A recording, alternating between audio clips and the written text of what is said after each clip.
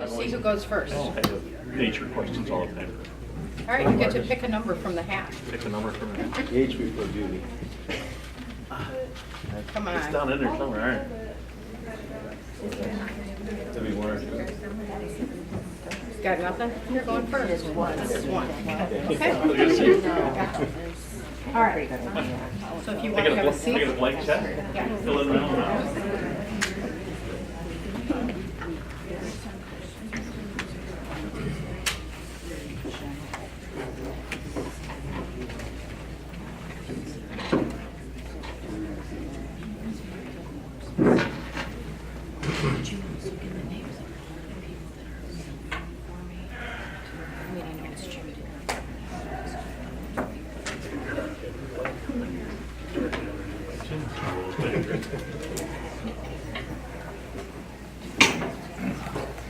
Whoops.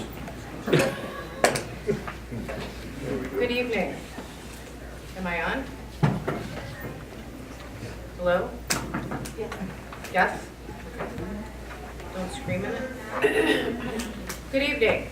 Welcome to the Candidates Forum sponsored by the League of Women Voters of Central Kane County. My name is Patty Lackman, and tonight I am your moderator. Just a little information about the League. The League of Women Voters is a nonpartisan, issue-oriented political organization with local, state, and national impact. Voter education is a primary League mission, which is why we sponsor impartial forums like this one prior to every election. We never endorse or recommend candidates for any office. Our goal is to provide citizens with information that they may use to evaluate candidates and issues so that they will be able to cast informed votes on Election Day.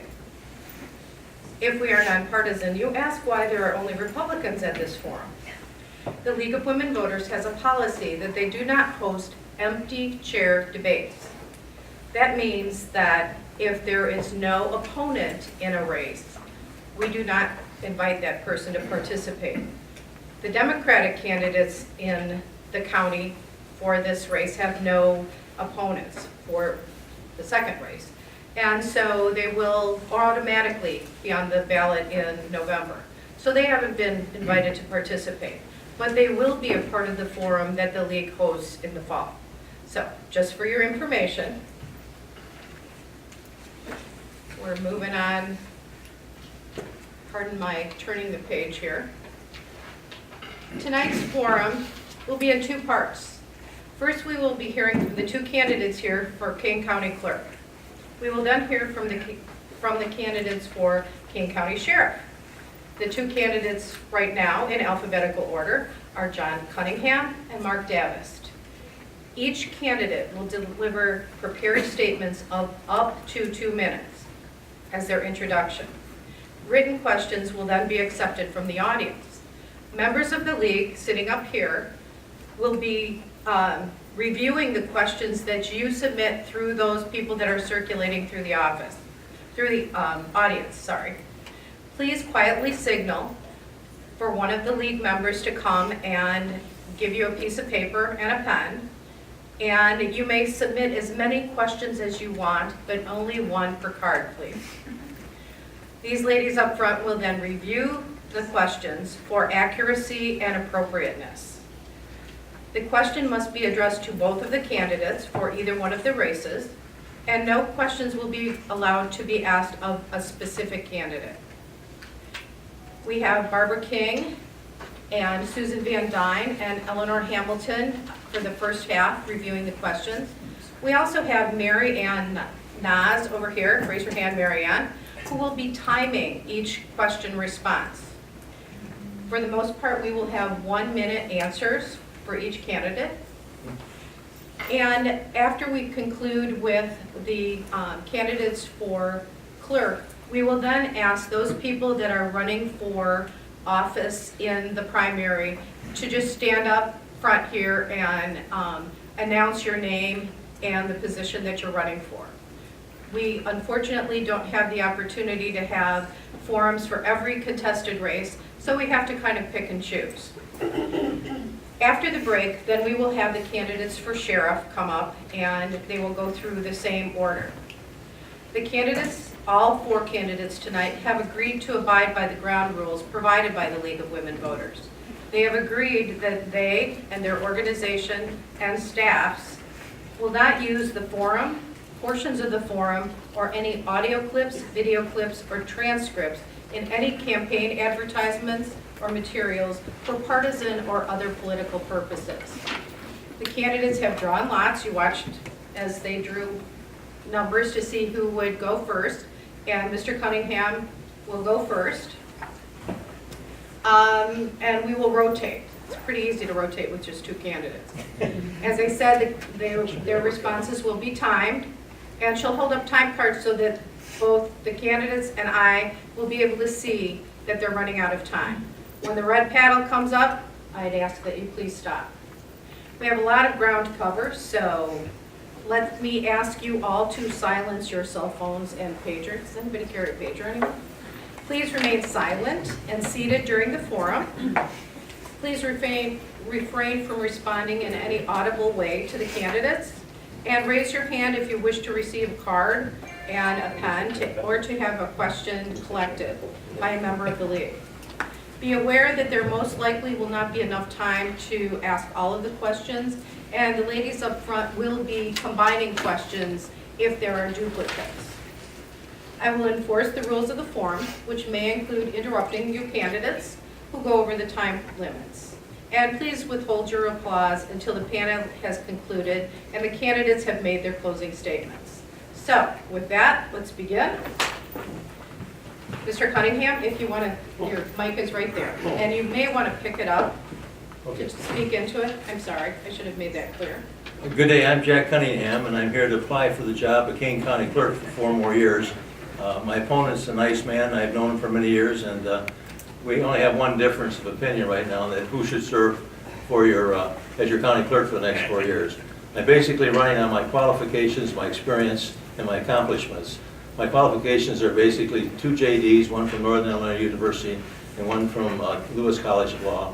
My master's degree is in business and public administration, and my bachelor's degree is in political science, which is good in politics, with a minor in psychology and sociology. So that comes in very handy with dealing with people. I have also been the president of 3 banks. I see a banker out here tonight, and also have had great experience in teaching state and local government at Aurora University. I think these credentials, coupled with my legal education, qualify me for this office. As far as accomplishments are concerned, we brought the county clerk's office in the 21st century. We've basically come from the punch cards to the state-of-the-art electronic voting system we have today. Our office is thought very highly, not only in Kane County, but throughout the United States. I was the president of the National Association of County Clerks and Recorders, and I'm able to link with a lot of other people. I'm proud of what we've done in our office. It's a state-of-the-art office that's respected by Democrat and Republican clerks all over the state of Illinois and the United States. And I would ask that, based on my credentials and my experience in the office and our accomplishments, that you give me another 4 years in this office. Thank you. Thank you, Mr. Cunningham. Mr. Davis. Thanks to everybody for coming out tonight, and to the League for hosting this event. My name is Mark Davis. I'm running to be your next county clerk. I want to talk to you just a little bit about saving taxpayer dollars and about getting more people to come out and vote. I think these are the essence of it. You know, one way to save money is to avoid expense. And paying lawyers is an expensive thing. So when the Department of Justice warns you that you have trouble coming, you don't need to be a lawyer to take that seriously. In hiring, it should be out of necessity, not out of patronage. And when you do hire, it should be based on qualifications, not cronyism. We should also strive to consolidate when we can. We've talked about the elimination of the Aurora Election Commission. Unfortunately, we've been talking about it for many years. All the years that my opponent's been in the office. We have to have more progress than that. I also propose that we work with Sandy Wegman, who, by the way, is an outstanding recorder, but I'd like to have her be the last elected recorder. By consolidating those offices, I believe we stand to save over $100,000 a year right out of the gate, and not start the clock running on the next pension. With voters, I believe the office has to be more proactive. I like that we've gone to the schools recently. Unfortunately, it was a reaction to the 17-year-old law. We should have been there, and we need to be there all the time and in the community. The numbers are spiraling downward. The office has to be more proactive in recruiting people and encouraging them. That's why it's time for new energy and a fresh perspective in this office. Thank you. Thank you.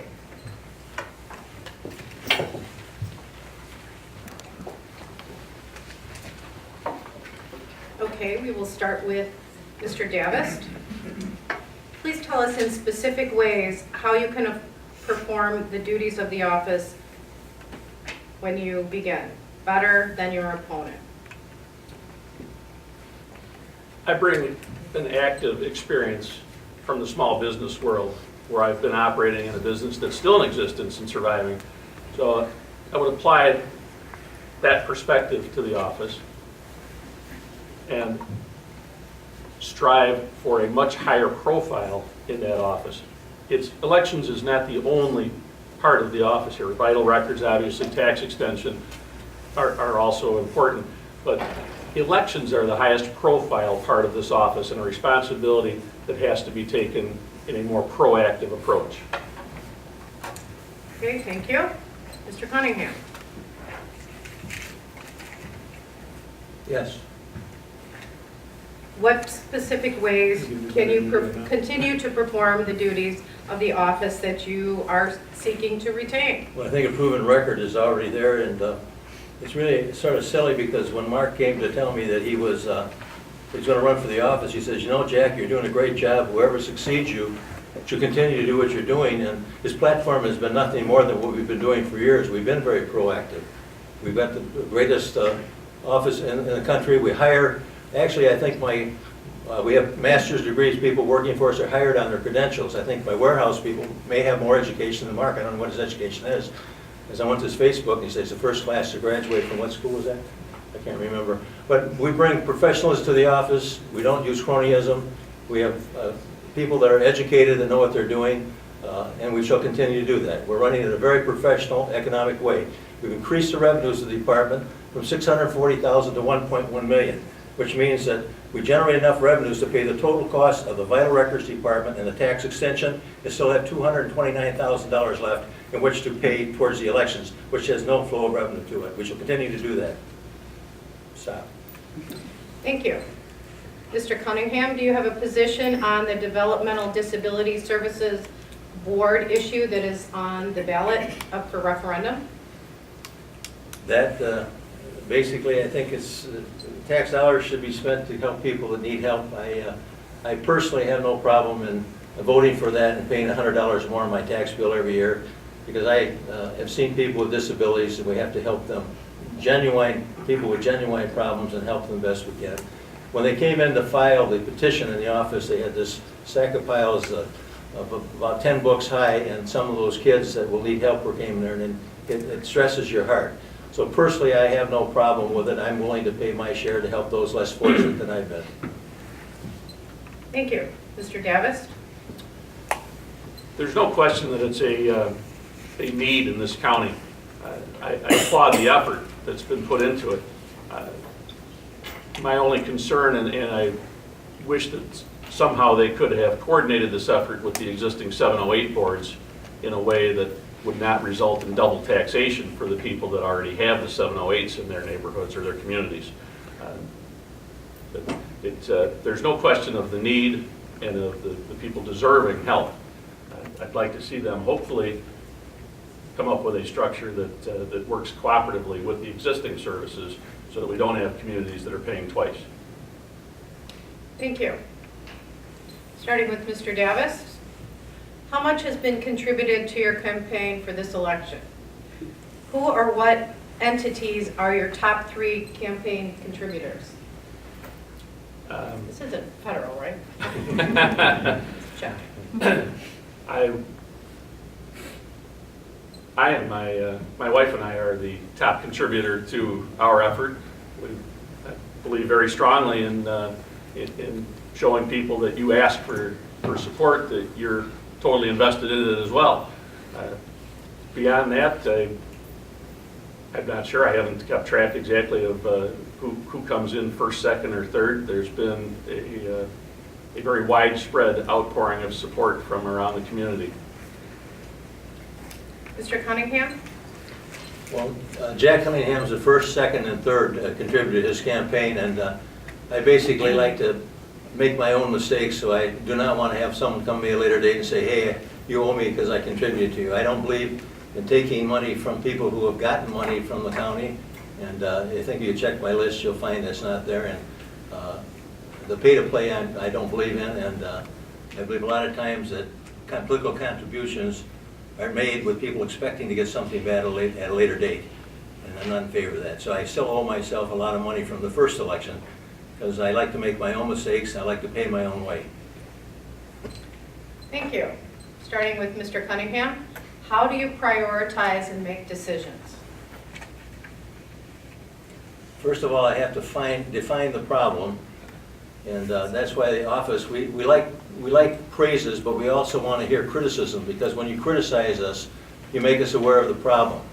And then we analyze the problem, and we work together as a team in the office, my directors, and we come up with a solution to the problem. We try to do it in a very analytical way, and sort of, as Mark's wife being a lawyer, you try to get down to the issue, put the facts on the issue, and come up with a proper conclusion. And every day in the office, there's something that comes up. For example, you can have, we extend the taxes for, last month I extended the tax for 193,000 parcels of land. You have sometimes that some of the governmental agencies do not file their levy in time, so you have to work that out. We just went to court on that last week, where one of the towns failed the levy. They failed the levy at the time that it was set by the statute, and we were run by the statutes, so we had to go to court to have the judge rule on it so that someone could not protest the taxes and thereby throw the levy out. Thank you. Mr. Davis, how do you prioritize and make decisions? There's always in prioritizing the needs that have been around the longest, certainly garner my attention in this case. We've talked about things like the Aurora Election Commission for many years. We've talked about satellite location for very many years. So things that have languished over the last 10 or 12 years will certainly receive a priority rating from me, because we've talked about them for far too long and not made enough progress on them. Thank you. Now I'm going to ask the audience to please submit some more questions. We're running out of them pretty quickly, so in the back I think we've got a couple people that are interested. This is your opportunity, folks, voting public, to ask candidates that you will be asked to make a decision on March 18th at the primary. So this is your opportunity right now to ask questions about the positions that they hold or want to hold, and how they can make their job more efficient for you guys in the community. So, we'll start with Mr. Davist. What will be your main focus in the next 4 years? Kind of sketched it out a little. It's like I said at the beginning, saving taxpayer dollars. That needs to be at the top of our list all the time. Whether it's in hiring, whether it's in our approach to getting people to the polls, we always have to be cognizant of the fact that we're using your money, not ours. So that's always at the top of the list. But this system works best when we have the most people involved in it. My opponent has said that the parties and the precinct committeemen are primarily or solely responsible for fulfilling that. The numbers don't lie, they're spiraling downward. We have to be a more proactive office. We have to support those folks that are doing that. We have to be out in the communities and in the schools teaching this importance of voting and of local government all the time. That'll be for the next 4 years and beyond. Thank you. Mr. Cunningham? We shall continue to do what we've been doing, and basically, we will not be going after the Recorder of Deeds office because that is something that's left to the county board. Statutorily, the county clerk has no authority whatsoever to do that. That does rest with the county board, which my opponent is a member of, and he's talking about doing it, so basically he gets started that particular area. We basically shall continue to live within our budget, which we have. We've had the same budget. We have multi-year budgets right now. We have a different cycle. We have different cycles. We shall continue to watch the taxpayers' money as we have been and generate as much money in the county as we can to cover those expenditures. What I will not do is use taxpayers' money to go out and get people to vote. It's not the purpose of taxpayers' money. It could be a very dangerous precedent to set. Thank you. Well, we've shaken some loose from the audience here.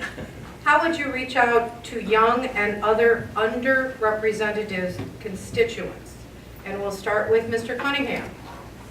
We'll continue going into the schools like we are and working with different members of the Spanish community. Mr. Davis did mention that we did have we did have a Attorney General agreement we entered into, but that was a result of the 2000 census, which said 5%, communities with 5% Spanish have to have everything done in Spanish. They felt that my predecessors had not done enough, and I felt that they had, so I wouldn't agree to a consent agenda, so I ended up with a memorandum of understanding with them.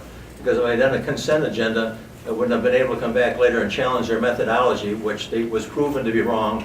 As a matter of fact, they changed it, and far less communities now have to follow the standards that they imposed upon Kane County. Thank you. Mr. Davis? We have gone into the schools. I think it was in response to the law about 17-year-olds, which inspired some of this. Working with the Regional Office of Education and every superintendent I can find in Kane County, because I'd like to see us have a return to what many of you in the audience may remember as a civics class. As I've been out walking from Big Rock to Huntley and Wayne to Maple Park, I hear people all the time talking about the frustration that they experience with voting, usually at the federal and state levels. And I think it's our mission to remind them that that property tax bill that everybody's so familiar with is filled with races that represent local government. So we have to be out there reminding folks of the importance of this in the schools, in social groups, in the community, all the time. Thank you. And starting with Mr. Davis on this question. Describe the current departments in the clerk's office and their mission statement, or their mission as you know it, and how would you plan to improve the individual mission and structure? The clerk's office has three primary functions: keeper of vital records, tax extension, and elections. I can't tell you that the structure is way off. I think it's important to continually monitor the people that are in it and cross-train so that they're able to do multi-functions. We have one of the finest IT departments in the state. And I think a closer working relationship with the IT department to make sure that we are constantly on the cutting edge of technology and the application thereof. In other words, we have to make sure we are training all the people on the use of it and make sure that they can explain the use of it to others is part of how we would address those things. Thank you. Mr. Cunningham. Well, the mission is to provide the best services we can in elections, tax extension, and vital records. And that's exactly what we're doing right now, and we shall continue to do that. We have worked with the schools. As a matter of fact, after the massacre in a school, we worked with Pat DeSanto, the Sheriff's Department, and on election day, there's a police officer in every polling place that was in a school. So we can say that basically your schools are safer on election day than any other day in the year. As a matter tomorrow, Sheriff Pat Perez is going to be endorsing me, and he will be talking about this particular issue. We work together as a team in the county, the elected officials. I look at us as the board of directors, and the people of the county are our shareholders, and we've got to give them the best return we can for their investment in property taxes and taxes fees to our office. We're very cognizant of the needs of the public and the demands of finance. And we will not be going out using money, tax money, for purposes that are not statutorily required under the statutes of the state of Illinois. Thank you. Next question. Both of you are self-funding your campaigns, as you indicated tonight. Approximately how much have you deposited so far to run your campaigns? Mr. Cunningham. I'm staying within a $35,000 budget in this campaign. Mr. Davis. Funds deposited to date, I will tell you that I do not fortunately act as the treasurer for my campaign, but I would say that it's more in the range of $50,000. Okay. As incumbents, since you both are county employees or county people that are in county political positions, how did you help solve this year's budget challenge with the coroner's office? Let's start with Mr. Davis. I've actually, having been on the county board now for going on 10 years, been involved in many budgets there. And I'm happy to say that from the time I started in '04 till today, the portion of the excuse me, tax bill that you receive that includes the county has gone down. The particular situation with the coroner was one that I believe could have been handled in a different way, but we ultimately worked through it, and the board has always kept in mind keeping the bottom line in focus and being good stewards of the taxpayers' money. Thank you. Mr. Cunningham. Well, this is where my experience as a lawyer and an arbitrator and mediator, I've worked for the American Arbitration Society, came in handy. Plus, as I mentioned earlier, my background with sociology and psychology. Number one, I had to get both parties come from a position of understanding what the other person did, and there was a difference. We had two public servants trying to do their job. One that had made a pledge that he's going to keep the taxes down, whichever he wants to hear, and the other one that he'd do the best duties in his office that he could. When he came in, he found the office had deteriorated because of some of the previous things that happened to previous administration, and he tried to raise that up. So I had to bring one person together with the other and have them understand each other's problem and then come to a mutual agreement, which they did.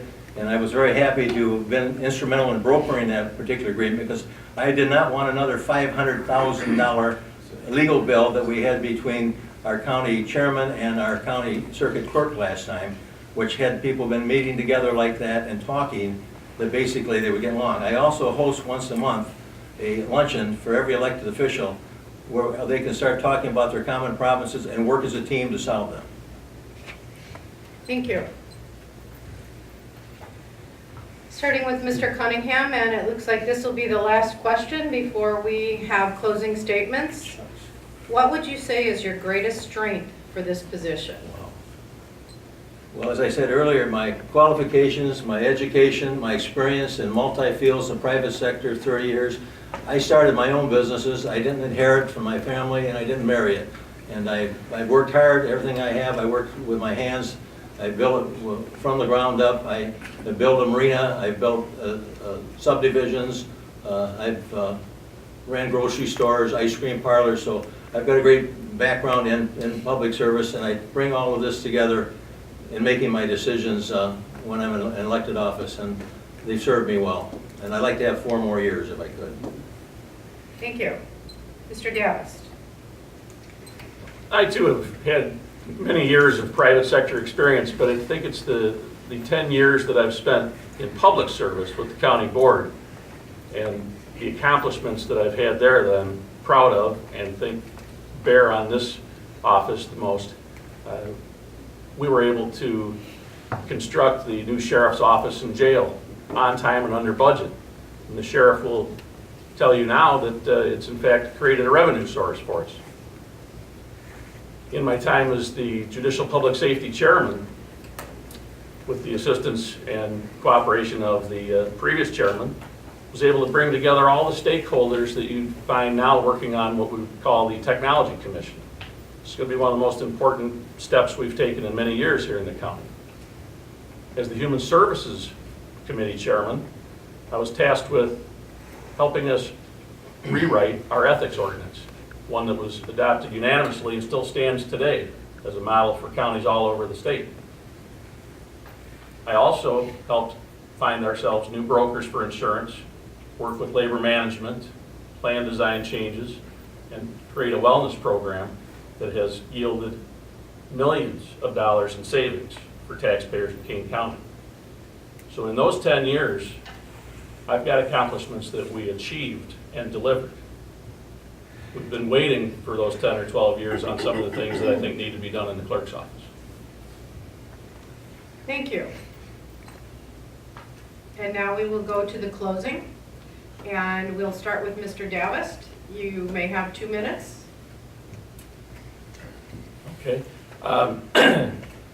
My opponent has said that running on his record, his experience. In some ways, so am I. 12 years we've given him to work on these things, and we're still talking instead of doing. I have an 8-year-old grandson who still likes coming around and hanging out with Pa, which I am very grateful for. And as he's been to a lot of these meetings and heard people talk over and over and for a great length of time, he says, Pa, that's blah, blah, blah. 12 years is enough. We don't have time for more blah, blah, blah. What we need now is action. We need a new energy and a fresh perspective in this office. Thank you. Thank you. Mr. Cunningham. What you really need in this office is someone that understands the statutes and knows what you can do and can't do, and not blah, blah, blah, making statements of what they can do or when someone hasn't done it. The record of this office is clear. We've got multiple accomplishments from the election, from the, for example, we've worked with the IT department to the point you couldn't be closer, because when I came in office, we were on a mainframe paying $500,000 a year fees on that. With working with Roger Fonstock in the IT department, our department bought a 500 IBM that was able to clone the mainframe, which allowed the county then to run their system simultaneously and to cut down on $500,000 a year. That's saved over 10 years, over $5 million to the county. We brought in $3.7 million of federal funds to implement the most drastic change in political history, from the punch cards to the state-of-the-art system. As a matter of fact, $6 million of election commission is sitting behind that wall there that we were able to purchase for $4 million by using good things. We've saved the county money. We just continue to do that. Statutorily, my opponent does not even understand the law. I've given them books that I've given all the elected officials. I taught state and local government at Aurora University. I know where I'm coming from. I know what we can do. I know what blah, blah, blah is, and I know what accomplishments are. And we have gotten the job done, and we shall continue to do the job done. We're still working with the mayor of Aurora. See, we can't take over the election commission because that was formed in 1928 by the citizens of Aurora. The only way that can be abolished is by a vote of by a referendum by them. We've been working with the mayor of Aurora and the mayor of Elgin. We've got the 2nd largest and the 8th largest city in the state of Illinois. They both want satellite offices, and we are working with that. The budget constraints that we've had in the last few years have not allowed us to waste the money, so we've prioritized our needs, and we've given you a good election commission. We just started an ancestry program. We can go to our website right now, and you can search the ancestry in Kane County, and we're proud of that. We've brought many things in. We should continue to be the state of the art in the office and continue to improve it and continue to deliver results in what we're doing. Thank you. Okay, well, that concludes the first half of our forum, and I think we need to give the candidates a round of applause.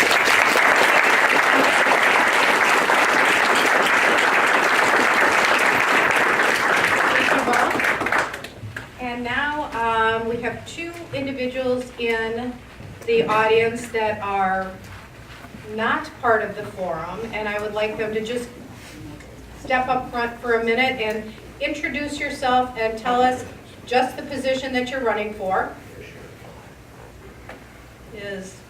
Okay.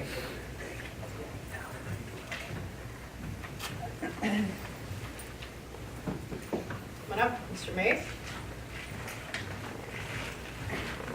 State your name and the position you're running for, that's fine.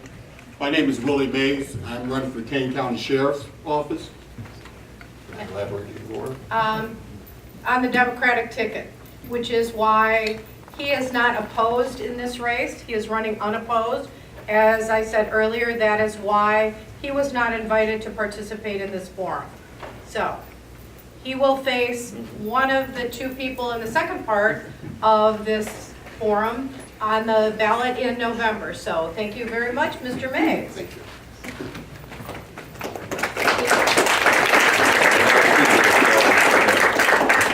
Thank you. My name is DJ Tegler. I'm running for Circuit Judge of the 16th Circuit in the third sub-circuit, which is the western side of Kane County. I'd appreciate your vote. Thank you. Anybody? Yeah, there's two things in there. Just two.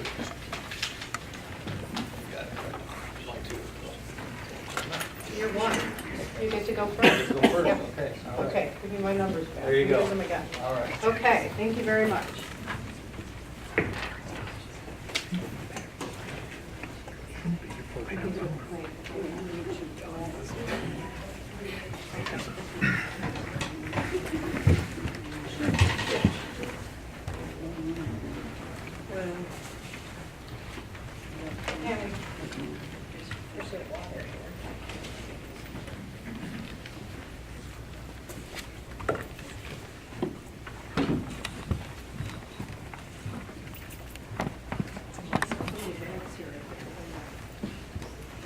There's a black bag that needs water for these guys.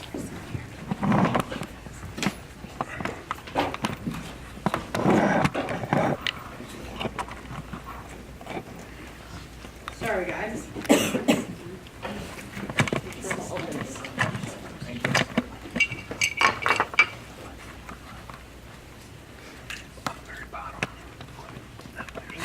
Okay, we'll start the second half. And I want to just introduce the TV operators that we have here. We have Jim Dillenberg and Matthew Profin from BATV. Am I saying your name right, Matthew? Schaffen. Choffman? Oh, it's an H, I'm sorry. And Blake Lasky from Kane County, who are all filming. So I would like to thank them for what they're doing. This will be shared with local cable access TV. Without further ado, we will start with opening statements, and you get 2 minutes, and Mr. Williams, you're on first. Okay, are you ready? Because I see your camera's falling Oh, apart. okay. We'll get it. Thank you for being up there. Okay. Can you guys hear me out there? You may have to pick up your mic. It's portable. Gotcha.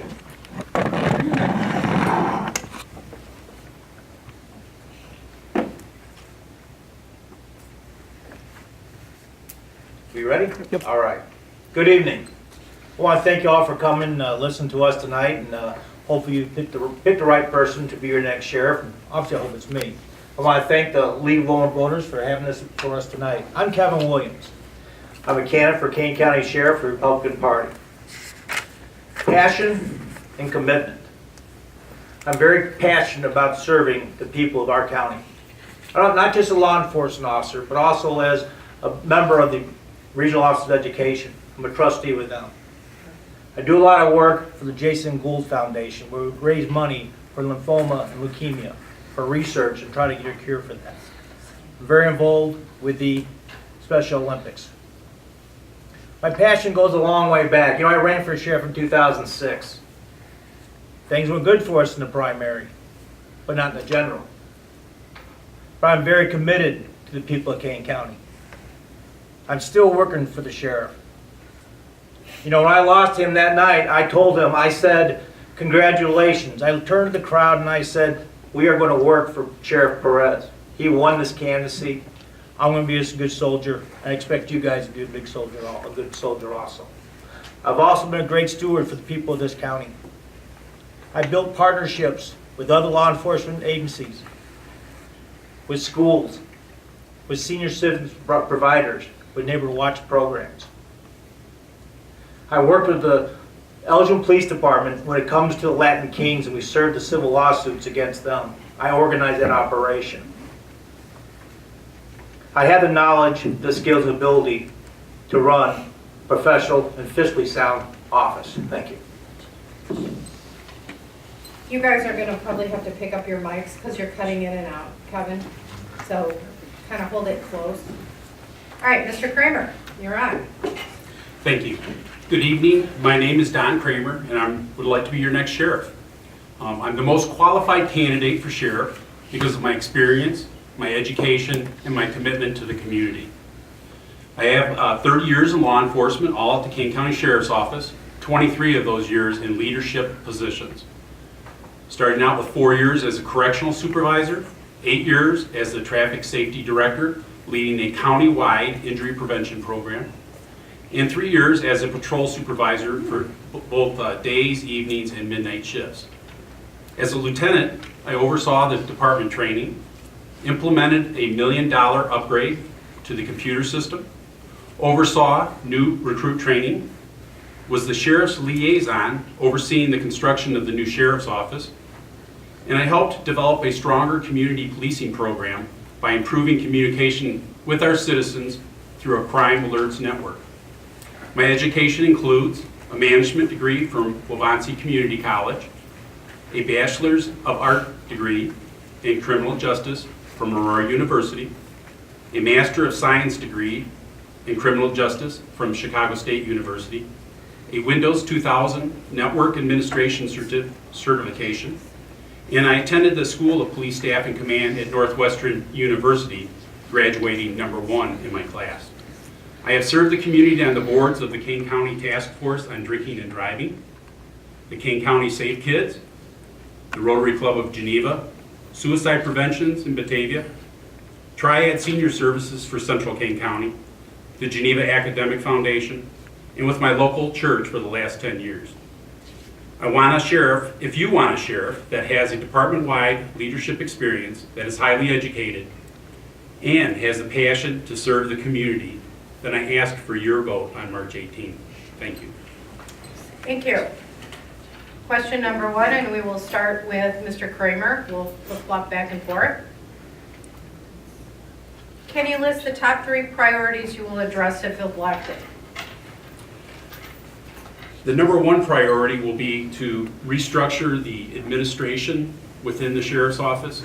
We need to get our lieutenants, who are the head administrators in their department, back to supervising the duties and responsibilities of our shift workers. Currently, we have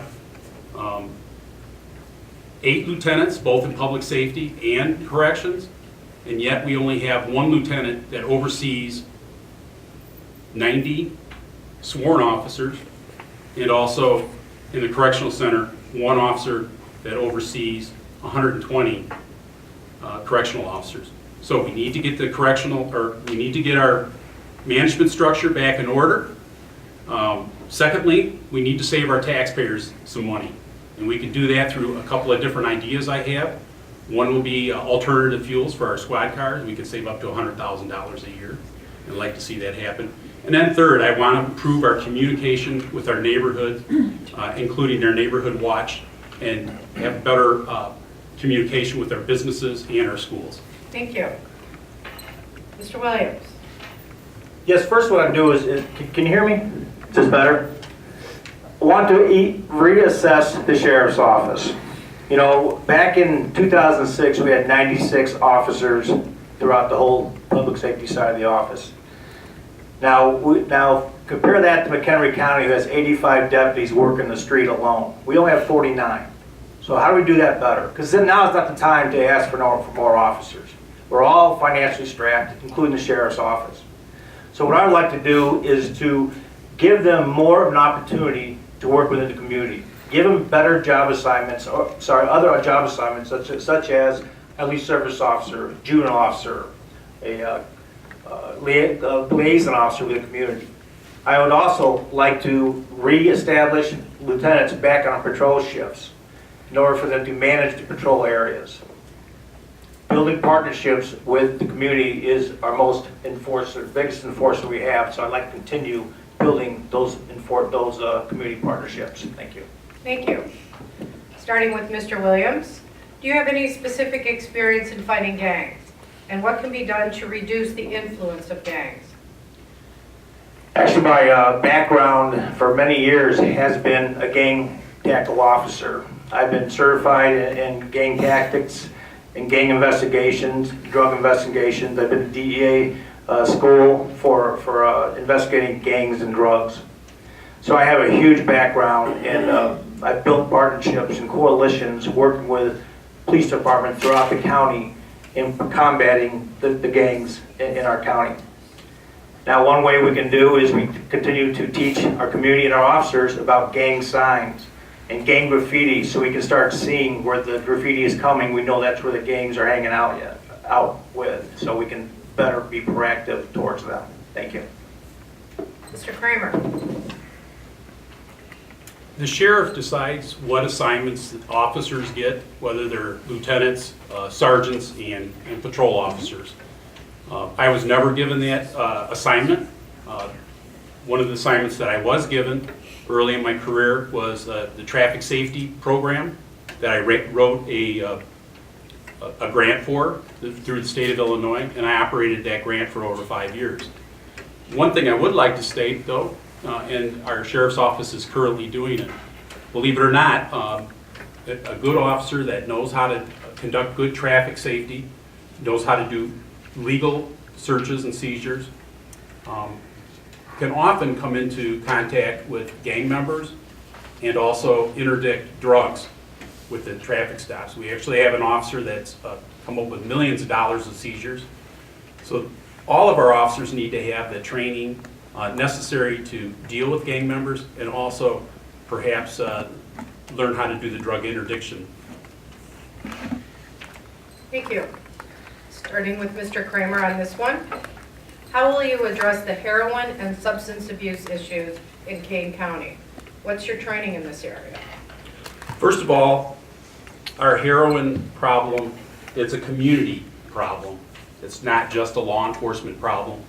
And there has to be a three-pronged approach to combat our heroin problem and substance abuse in general, because we're not just talking about heroin, we're talking about a multitude of drugs that not only do our younger people use, but also our older people. So the three-pronged approach would be prevention, education, and enforcement.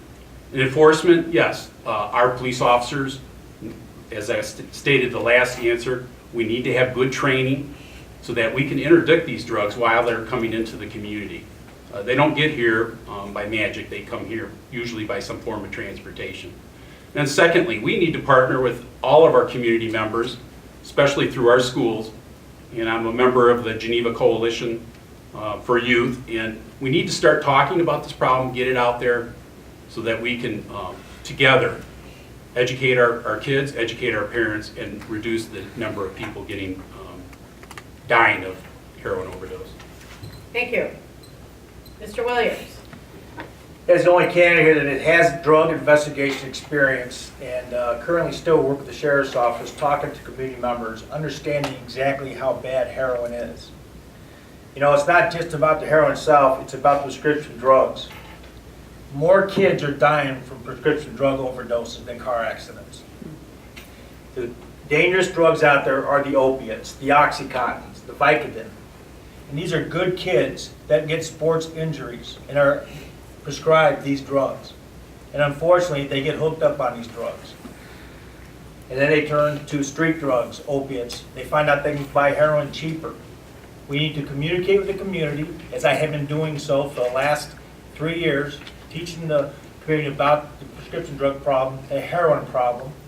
I've been honored to sit on panels talking about the heroin problem, panels that had kids that were addicted to drugs, panels that had parents who lost kids to drugs. It's a community thing. We need to understand, make them understand how heroin is killing our kids. Thank you. Starting with Mr. Williams on this one. Sheriff Ramsey and Sheriff Perez were both supporters of Triad, a program for seniors. What is your position on Triad? Well, let me start with the fact that I'm a member of 3 triads in Kane County. I'm a member of the state triad. I have been to Illinois, Indiana, Florida, Iowa, talk about the triad programs we have here in Illinois. As a matter of fact, the National Director of Triads has told us that our triads here in Kane County are the triads to follow because of the work we've done. I'm very involved with the senior community. I'm so involved that I've got an outstanding LD Service Officer Award from Lisa Madigan back in 2010. I'm very committed to Triad, and as a sheriff, I believe I'll be able to bring Triad into the future better than what we are doing now as a sheriff. Thank you. Mr. Kramer.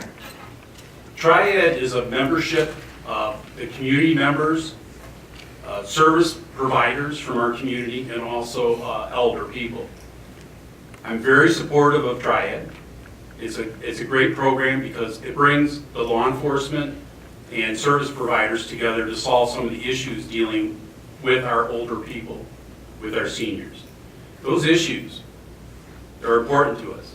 We're talking about fraud being used against seniors. We're also talking about different scams that seniors often get caught up in because they're generous and kind people. So part of what we want to do is educate our seniors on these programs, and we've done a good job with it. I was the president of Central Kane County Triad, and I worked on the board for over 2 years. So I know what the issues are. I've been out the last 5 years actually doing senior training courses on fraud and victimization. So I'm going to continue to do that as your sheriff. Thank you. On the flip side of that, starting with Mr. Kramer, how would you reach out to young and other underrepresented constituents? First of all, I'd like to speak on the fact that if we're going to do a good job of bringing up our next generation of people, we have to be more involved with our community. Our younger people are very impressionable. They're very important to us. I mean, all of you out there, I know most of you people, you have children. Very concerned about them getting a good start for the next, the next couple of years. So I'll continue to work with Kane County Safe Kids, which I've done for quite a long time. I want to train our officers to take the time to communicate better with our younger people out there. I want them to appear in schools more often and get to know the parents and the kids. Communication's all about taking care of crime in your neighborhood. And when we communicate with our youth, we're more likely to solve the crime because they'll be trusting, they'll trust us, and they'll come to us, and they'll let us know what's going on in their neighborhoods.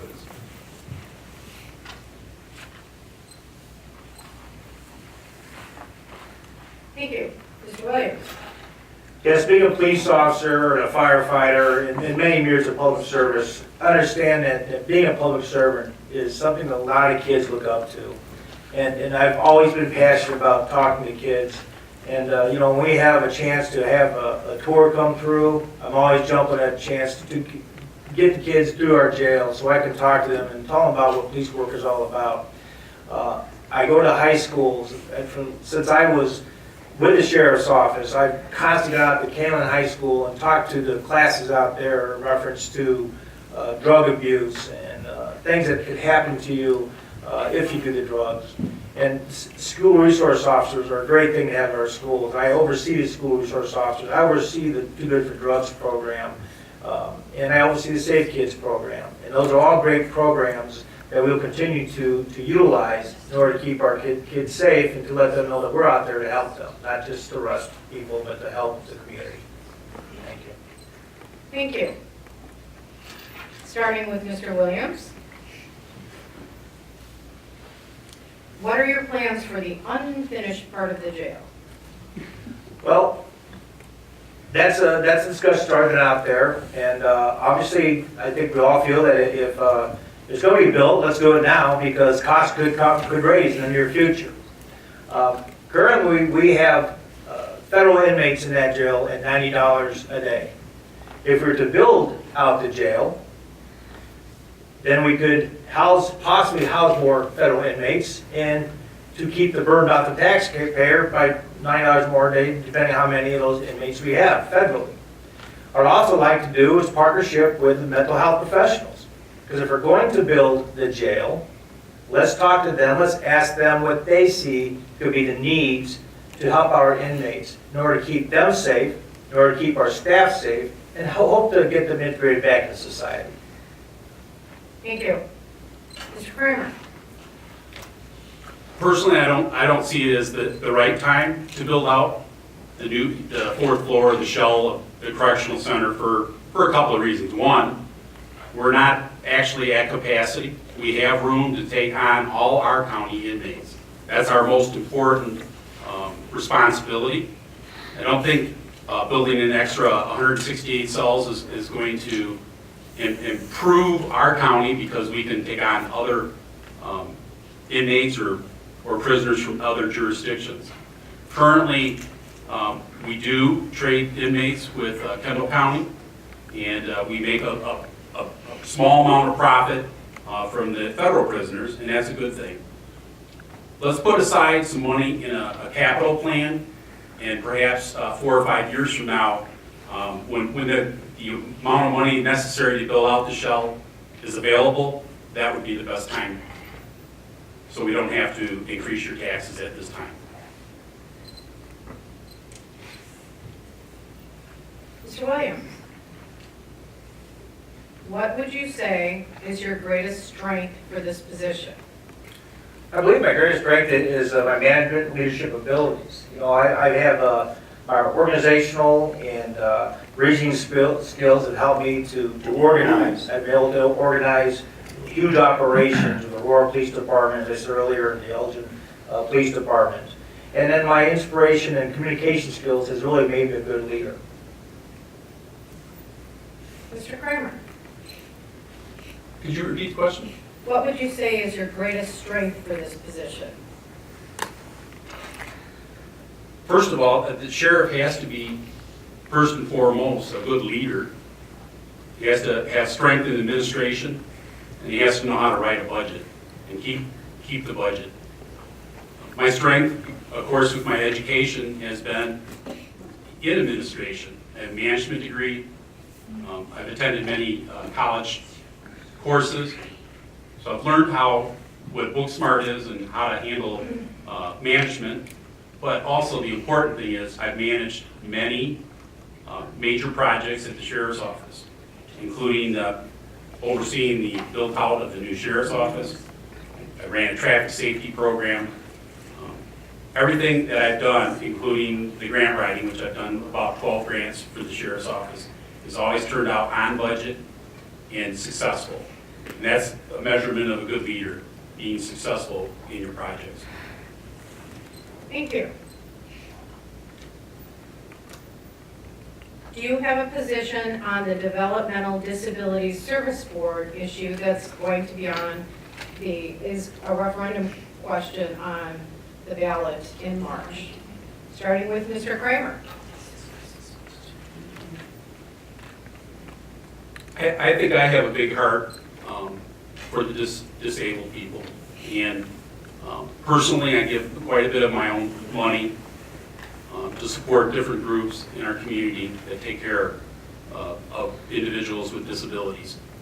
I've worked with Suicide Prevention Services and the Association for Individual Development, and I've met a lot of the people that are with their homes, and I feel for them.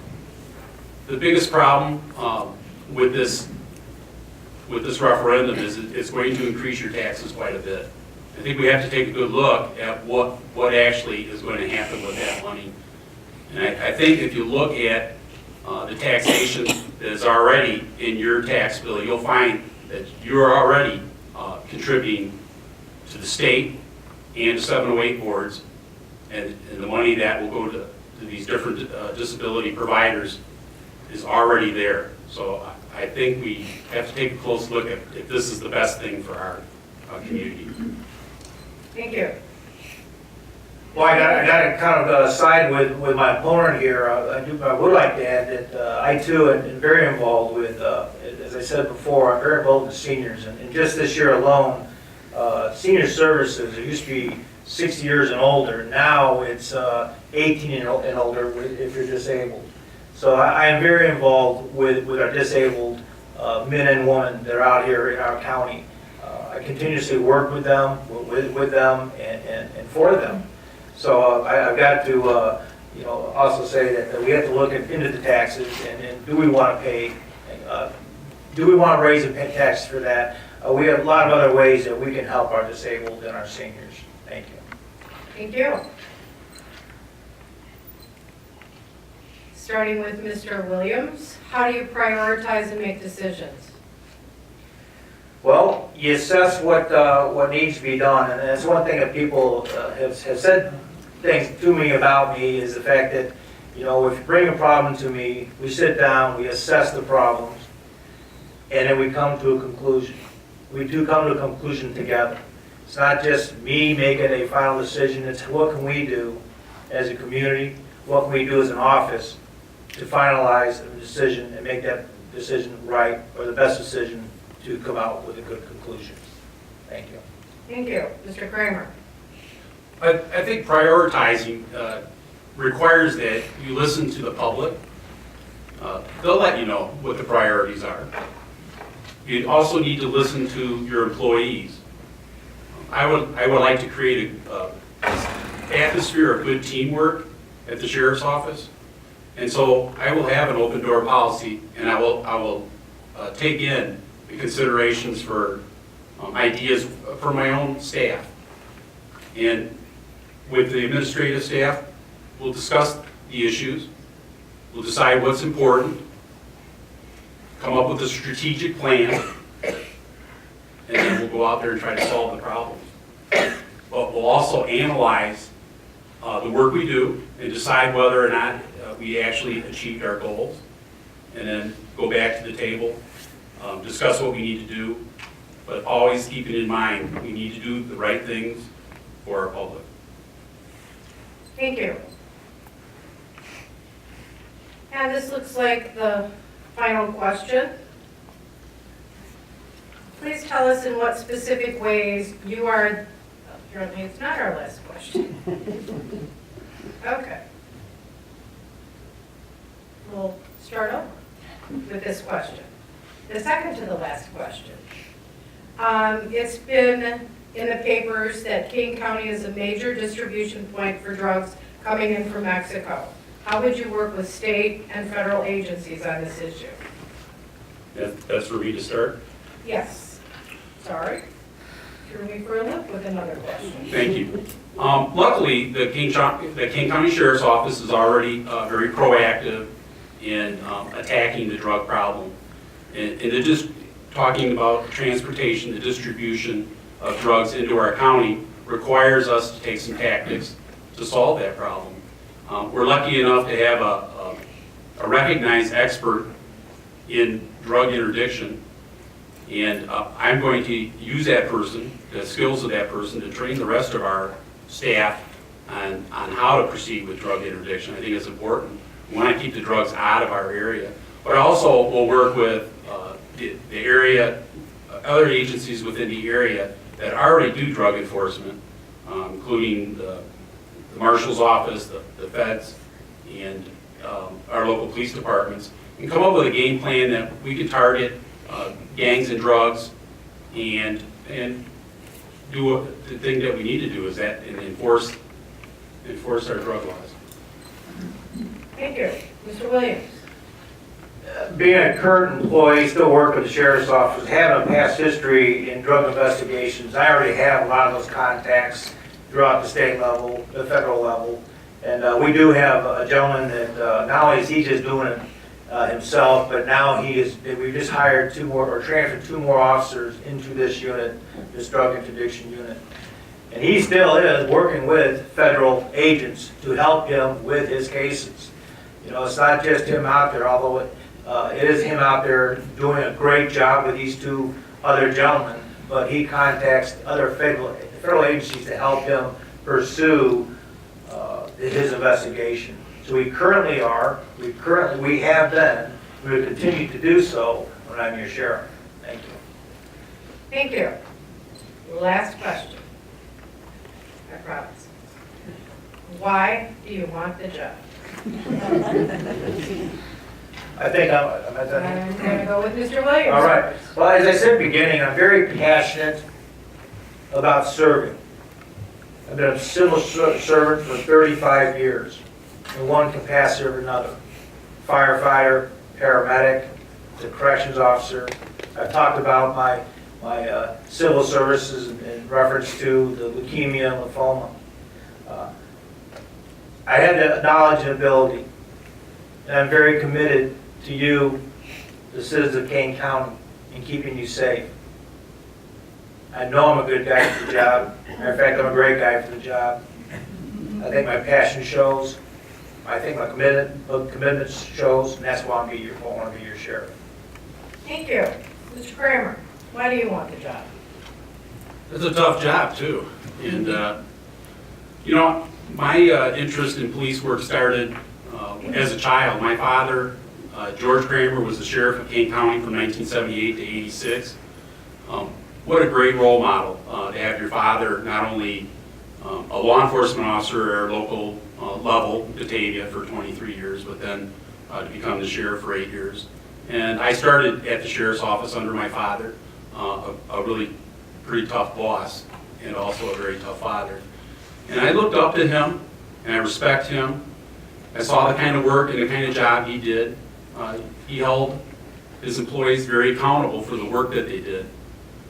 I would like to take over as the leader of our organization because I think I have the skills and the knowledge, and I put in 30 years, and I want to continue to serve you, the citizens of the Kane County, and I think I'm the best guy for the job. Thank you. And now, you can do a closing, and we'll start with Mr. Kramer.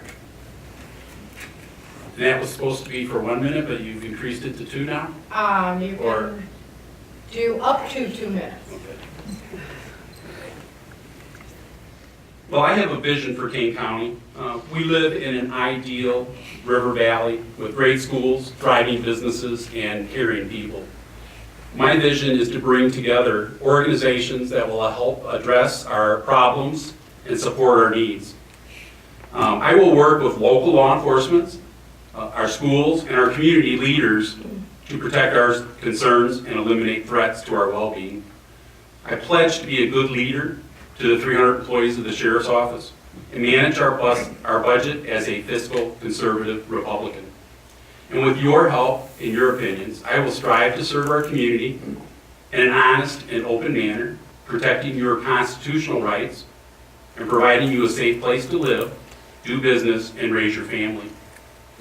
Please take the time to visit my website, kramerforsheriff.org, to review my qualifications for sheriff. And I thank you, and God bless you. Mr. Williams? Well, thanks again for having this for us tonight. I appreciate it. Thank you all for coming out here and listening to us tonight. I'm Kevin Williams. I'm a Republican candidate for Kane County Sheriff. I have the knowledge, the skills, and ability to manage and lead professional and fiscally responsible sheriff's office. I will continue to build partnerships and ensure the rights of all citizens are protected. I will aggressively go after those that choose to do harm against us. I'm very devoted to Kane County. I'll strive to keep it a safe place to live, work, and raise a family. You can also go to my website, williamforsheriff.org, I believe it is. And I just want to know that I'm looking for your vote. I'm looking for your support. I'm Kevin Williams. I hope you vote for me on March 18th. Thank you very much. Thank you both. This concludes this evening's forum. I want to thank both of these gentlemen for taking the time out of their busy schedule to show up for this forum. So let's give them a round of applause.